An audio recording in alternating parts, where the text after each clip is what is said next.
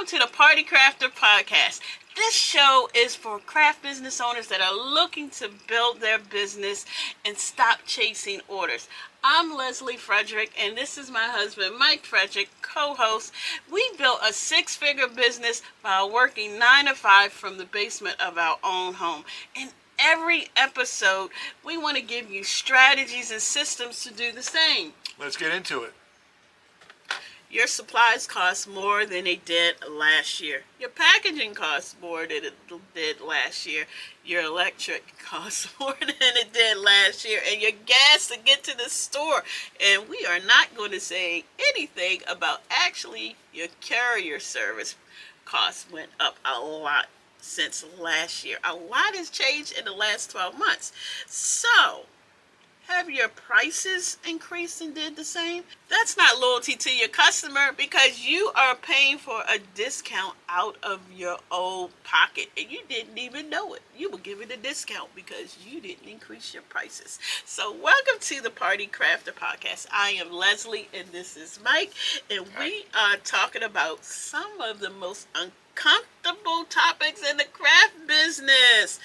Raising your prices when everything around you keeps getting more expensive. Sounds easy to do, but it's very hard for a lot of people. And this isn't theory. We've done this. And today I'm going to walk you through some exact steps and how to think about your pricing so that when rising costs comes, it's never something silently that's destroying your profit margin. So stay tuned. This isn't theory, and we've done this. And today I'm going to walk you through exactly how to think about your pricing so that the rising cost never silently destroys your profit margin. So, why costs are rising? And it's not stopping. We got certain things like tariffs that are constantly happening. It hits the supply chain, and it hit it hard in 2025, and it's continuing in 2026. So we had major stores closing, like Joann's closing, removed a major competitive price anchor. So, like Michael's no longer offering discounts, even though they really wasn't giving too much a discount. And you got Hobby Lobby. So you know what? When you got a major competitor removed out of the place, there's no need to compete on price. And then also the online people that you buy, especially for us, like Cardstock, they do not do discounts or sales, and their prices have increased too. And they even have discontinued certain products, I've noticed too as well. Wholesale minimums are increasing as suppliers consolidate, because that was a lot. And I know for us, for me, I've noticed where, some of our wholesale, you had to buy in packages like 50, 20. Things are going up. Packaging, ribbons, florals, all sorts of materials. Everything is adding up, and all those pieces have to get incorporated into your business. So I don't think this, as far as this temporary, I think this is just the new normal that is going on. So what are crafters doing about it? Most are doing nothing. They just complaining. That's a good strategy. That's a good strategy, but you sitting up there just complaining. I mean, they just absorb it. That people just like it. What can I do about it? And they like, what can you do about it? So, they're absorbing the costs. I mean, and then they get mad because they feel exhausted, because you know what? They are feeling real mad at themselves because you done created something and you said, I didn't make any money off of it. Not at all. And they are not adjusting their prices, even a small percentage of adjusting the prices at all. And the ones that aren't adjusting, I mean, they're working harder for less. And they get less money every single time. And it's hard. It's certain things. And I know we get so busy that we don't even have the time to adjust. And I've even seen it like, it's no big deal. It just went up 50 cents. It used to be $12.99. Now it's $13.50. I'm just saying that using it. We don't. But and we just keep moving. And that's where we are. But the real math that most crafters skip. And this is thing here, and this is one, and this is just so easy. Some people will base their price on feelings. Because you're like, I feel this is what it should be. Now, I need to talk to my local Baltimore Gas and Electric Company or Energy and say, this is what I think my energy bill should be this month. And I wonder, do you think they're going to give me a bill based on what I feel? I think we're in a dramatically different price range than what they're actually putting in the bill. What they put in the bill. The bill is a lot higher than how we feel it should be. Yes. A lot higher. A lot higher. So for crafters, in your mind, what you think sounds reasonable. Like, oh yes, I know this product has gone up more, but it's reasonable. I have the clientele. I mean, they're scared, to say something to the customer. It's just basically you're not pricing, you're guessing. Like, you place yourself like, oh my goodness, it used to cost this, now it has to cost that. They're not going to buy from me. And that's just as far as not the case. And I'm going to break this down here. So I'm going to go through my notes on here. So let's walk through this formula. So this is one key thing. Materials times 3 plus your labor equals your minimum price. You need to have a place where you start. Like I start from here. And I'm going to say this before I go into this one thing. So, these have people that want to just buy the boxes from me that we get from Uline. I'm not going to give you the cost of the box that I paid for it, for shipping and everything, and we have to store it and stuff. You have to put the cost in it. So I'm just using on here. So this is one thing. You really need to know the minimum of where you start. Because that's where I want to go. Some people want to start from the minimum of like what you purchase. But let me walk you through the formula. So your materials times 3 plus labor equals minimum price. You need a minimum price. And that's a big thing to get. So, for example, I'm going to use a centerpiece. Materials cost, say they came to $35. Flowers, vase, ribbon, filler, $35. Materials times 3, that's $105. Your labor, 2 hours at $10 an hour equals $20. My minimum price is $125. So like sometimes even centerpieces, people have asked me how much. I say they start at $125 and go up. They start at, because that's my minimum. That's the base. That might be the bare naked. Oh, but you want headphones with some glitter or sequins, you want it bammed out, you want it 3D, then we're moving up. Then it goes higher, because then I got to add that cost in. So, why we multiply by 3? 1 times covers your materials. Okay?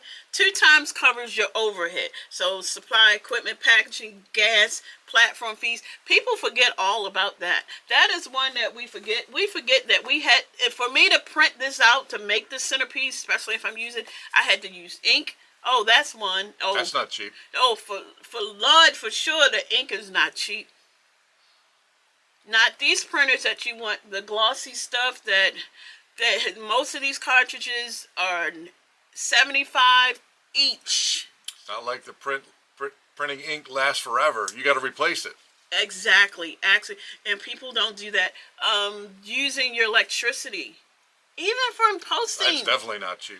Even from posting it on social media and platform fees. So you got to think of that. So those are all considered overhead costs. And I think overhead costs is one that most people do not think about. Because it's easy to, because you're like, well, I have to turn on the lights. You don't think of that. Or I'm recording with my camera or something and I have to use storage. I mean, it's so many overhead costs. So 3 times is your actual profit. Okay, so I know you've never heard this, but what if somebody out there is making something and they're selling something and they hear from a customer or a potential customer, well, that's just too expensive. I've heard that. What do you mean? I heard that a lot. And especially when you begin it, you be like, you want to try to make it work. And I'll be like, yes, I've heard that. But for that customer, and I will sit and say the one where you try to make some work, that really was never your customer anyway, and that's not the customer you want. They're not going to build your business. Your right customer understands your value, and your job to those customers is not to discount yourself, for the wrong ones. And I would never say in the beginning, did I not adjust it, my price for that, like maybe for his budget. And every time I did it, I regretted it. And you don't want to be creating something and you are miserable and saying, hey, I'm not making a profit for it. You don't. And that gets old real quick. I mean, now in 2020, it's easy just to say, no, I don't. Especially when people sit and say, well, give me a discount, I'm buying more. Or especially with, like, shipping and stuff like that. Because I can't discount shipping. I have no control over that. That's something because that's a separate, and people exclude that in it. So at most, I could do product. Well, and it doesn't help when there's marketing out there that they say free shipping, that customers get used to hearing, and they say, well, it should be free shipping. XYZ offers free shipping. There is no free shipping. They just built in the cost of shipping into the price of the product. There is no free shipping. You don't go to UPS or the post office or FedEx and say, hey, can you get this to this person in this city or state for free? It's not happening. It's not. And so your real customer will understand that. And that's how you educate your customer. Or educate, if you're on a platform, you educate your audience. And you teach them that. And you are fine far as with that. So, yes, I've had someone that says that's too expensive. And that's just normal. And rising costs can break your formula. So how to fix it? Because with these rising costs keep going up, you might have to make some adjustments or things like that. So, like if material costs goes up like 20%, your old prices are now undercutting themselves. So you're going to have to increase your prices. And most crafters don't recalculate because these prices are going up. They just feel like they're making less because they are. Like, oh, I'm not making as what I used to. Well, did you look at your prices? Did you make some adjustments to your price? Your new costs on here, I know here in Maryland, and we've been flabbergasted, our energy prices have doubled.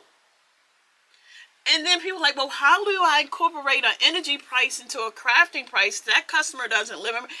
The cost for me to turn on the lights to keep that printer, plug it up, it's costing more. Or even as far as with the cost of cardstock. So most people do not recalculate. They just feel like they're making less, they get mad. And I'm going to tell you, and we all busy because we're doing 10 million things. I get it. I've been there. And I'm telling you, when I don't do this, and I know definitely I said for 2026, don't do this. If you don't recalculate your pricing, every time a core supply cost changes significantly, you must recalculate your prices. You must recalculate your prices. Actually, listen to episode 1 from season 2 where Joanne's closing. I gave an example of a product that we had that was selling and what I did when that price went up. Go back and listen to that. I told you what I did. You have to. And it was hard. It was hard where you have to make some decisions because either it's hobby or it's a business. So every time a material you use regularly goes up in price, recalculate that product price before you take another order. And I do this very easy, especially if it's something new. And I'll even go as far as to Michael. Like, what size box is this going to be shipped in? What, the price? And that's how we communicate. That's how it works on here. I will not, especially if it's, I get a lot. And it's nothing wrong with customize your custom. I'll have a core product. I can put your name. That's it. But every now and then I'll get something different because that is what people are known to, for me to get. You know, you want something or a new theme. I want denim and diamond, and okay, I'm going to create something new. So say someone has like, oh, and I had someone like, I want a big diamond actually, and for a 60-inch round table, and I'm like, well, this thing is 20 inches wide. Michael, what size box are we going to use? I'm not going to give that customer a price just to like out of the top of my head. It's just not, because the time I sort of know how long that one here, how long it's going to make. And when it's a new product, I'm going to give you a tip, add more time. Because new products, because Michael will always say, I thought you said it would take this amount of time. And it took me, because it was the first time me doing it, and I'm getting into it, I'm knowing it. I'm like, this there. So I'm going to say if it's a new product, actually, your labor costs, I would probably just even add 2 more hours or something on new. If you've never done it before. Never done it. Because the first time you do it, you're figuring it out. And what I'm saying, figure, like with me, I get very personal when I'm making stuff. So it's like we're talking to each other. So you must calculate far as every time a core product goes up. Every time it goes up, you increase it. So now, say the same product, for example, increase. So now, instead of $35, say for example my material price, it goes up to $42 instead of $35. So of course we've all heard of the tariffs and stuff. 20% increase due to tariffs. So my new minimum price is 42 times 3 plus $20 labor equals $146. So I then went from 105 to 146. My old price was 125. 125. No, okay, my labor 125. So my old price was 125. And if you are losing money on every order that the old price is, so if you haven't increased it, you're losing money. So we've had some long-term repeat customers. So how do you tell your existing customers that your prices are going up? Now some long term, they know as far as the value of the product and they just purchase. But I'm gonna one thing, you don't really, owe anyone an explanation, but a simple statement works. And I know everyone has seen this because I've seen this statement on plenty of products. And I'm going to read exactly what I see all the time. And the same thing that you should be easy to utilize because we are running a business. So for those that are running a business, this simple statement that you have seen yourself, you do it as well. Due to rising supply costs, our pricing has been updated effectively this day. Immediately. That's it.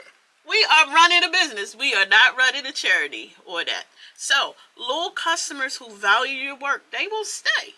Customers leave over price adjustments. We're price shoppers and not brand loyalists. Bottom line. That one is even. And I do not haggle over prices. The price is what it is. And usually for those that aren't your customer, we go back to the word, feelings of what they feel it should cost. Not knowing how much materials and the cost and labor, all that is to make something. And that's the core problem on that. So those that do understand that it takes time and effort, and it's beyond the labor of love because it's a business that you're doing and the quality is good, they'll understand that, and they'll understand far as the price, and that's what they do. So the mindset, that once you get into that and you understand that, you have that mindset shift, everything else will fall into place. Like I said, you're not a charity, you're not doing this for a hobby. You are a business. Any business that doesn't price for profit will not survive. So key mindset first points. And this is one thing because we get out of our feelings. Your skill has value. You got to remember that. Independent of your material costs. Now, you're paying yourself last. and I know that far's feeling, when you underprice, this has to stop. Every order you take at the wrong price is an order that costs you money and time you'll never get back. I'm telling you, when you lose your time and when you make the happiest time, maybe as they say, I'm going to say, do the same analogy as they say for people that get boats. Once you get the order and when you take that order out, I'll be so happy when we get the receipt, whatever, that it's already been checked in at the courier, like it's gone. That's the happiest, like, I'm glad. And then you just like, Lord, please don't let the courier service, whoever we send it through, lose the package, because I don't want to do it over again. And especially for ones that you did and you know you didn't make enough profit. Those are the ones you definitely don't want to, like, just get it to that person. That's all I want. So every order that you take on at the wrong price is an order that costs you money and time. That's it. And pricing correctly. I mean, you're not being greedy, because people are like, oh, you're just trying to make. I'm a business. It's responsible. I have never. You can feel mad about it, and I'm gonna tell you, the cost of stamps and stuff go up. Like, Mr. Post Office, you try to be greedy. And I could think that. Or Mr. B, you're greedy. That I may think that these big corporate businesses. I'm like, but it's the same. It's not. Bottom line is, do you want the stamp or not? That's good. Yes. And you want the stamp or not. And then sometimes if we really think about it, I don't know how much they cost. Say what's $1 stamp? I don't know. 78 cents. 78 cents for a stamp to travel something all the way to California. It's sort of cheap. But for those that used to, maybe when they were a quarter or 15 cents, it's gone up. But that's life. Well, you'll have an 80-year-old say, I remember when a stamp was 3 cents. You know, and especially now for people in the crafting business, and we get all hooked into these Instagram parties and stuff, and you want things created that are similar to that. Those are higher costs, period. Those are higher costs, and you're going to have to adjust your prices to those designs and products that your customer wants. Well, you touched on mindset, and that's I think that can't be underscored enough, because I've seen you through the years evolve through this, because this is not a success only journey. You're going to go through peaks and valleys. You hit bumps in the road, and Leslie has gone out of her way, bent over backwards to try to make people happy. And that's a good thing. I'm not knocking that. But sometimes if it's working to your detriment, then it's not a good thing. So you got to strike that balance on, like, all right, I'm going to do everything I can to make this customer happy, but it can't be at your own expense, especially financially. I mean, certainly we've eaten some cost just to make, customers, especially back on Etsy, when you're striving to keep the 5-star rating. You don't want to do anything that tarnishes the 5-star rating. So you'll jump through hoops and do things that may not seem rational to me to satisfy that customer. And that's not necessarily a bad thing in and of itself, but it can become detrimental to your business. So you got to strike that balance between, am I getting too emotional and feeling about this, or am I facing the economic realities that we have as a business? Because, like she was saying, the supplies, you're not eliminating those costs. You're still paying for those. The ink, the electricity, everything that goes into making the product that you're selling to a customer, you're not getting away from that. So it's perfectly reasonable to say, hey, this is the price that I have to put on this product to sustain it. Absolutely, and that'll be another video, because I can tell you what they can do with that 5-star rating. And I know we are in a time where reviews matter, especially since we do a lot of online, but to be controlled and monopolized through a review, because a review is somebody's perspective, but that's another topic for another day. Here's a key takeaway. What I want you to do for us today, I want you to pull up your top 3 products right now. I want you to calculate your actual material cost today, not what it was a year ago or 2 years ago. Some of you haven't cleaned this up and looked at it in a long time. I want you to multiply it by 3 add your labor, and remember what I said, if it's a new product you've never done before, add a couple more hours in it because it actually takes a little longer. And if your current price is lower than that number, you have a pricing problem and you need to fix it before your next order. Now, that doesn't mean that order you working on right now, you need to go say, I need to increase the price on this because Miss Leslie from the Party Crafter told me to do so. We do not want to do that, do we want to do that, Michael? Well, if you have a customer that's already agreed to a price that you've given them, then you should honor that price. That's basically a learning experience. You go to college to learn. That's not free either. Well, unless you get a full ride scholarship. But that's a learning experience. If you said, all right, I'll sell you this for X number of dollars, and the customer says, oh, here's X number of dollars, you can't in midstream go, oh, you know what, I screwed up. Now I got to charge you more. No. You honor that customer, and then moving forward, any new customers, now it's at the new price that it should have been to begin with. Exactly. And I'm going to tell you, learning experience is some of the best learning, even more than you can get from college, because that's real life. So anyway, costs are going up, and they're not coming back down. Your prices have to move with them, or your business quietly goes backwards while you work harder and you get frustrated, and it is nothing like working for free. So what we have to help you with that is the 7-day party decor starter workbook. It walks you through everything. It walks you through as far as pricing, step by step, including how to calculate your real materials and your overhead and your labor, so you never have to guess again. And you can grab that in the link below. And I created this is for crafters, creatives. I mean, it could be used for other sources, but we're talking as far as the crafters and businesses that you can utilize this. These are the things that we've gone through. These are from experiences. This isn't something that we just created, we worked on this for a long time. This is real things, real stuff, how to calculate. So grab that in the show notes far as below. But guess what? Next episode, we are talking about AI and creativity.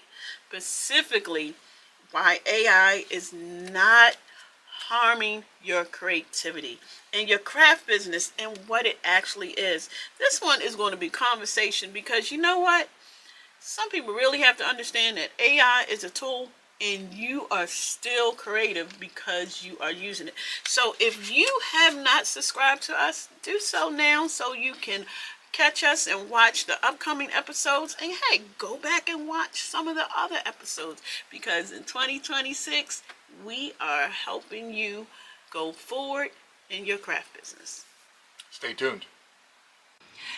Thanks for listening to this podcast. Hope you enjoyed this episode. And if this episode helped you, share it with someone that it may help too as well. And make sure you have subscribed to all of our social media platforms at The Party Crafter. See you next time.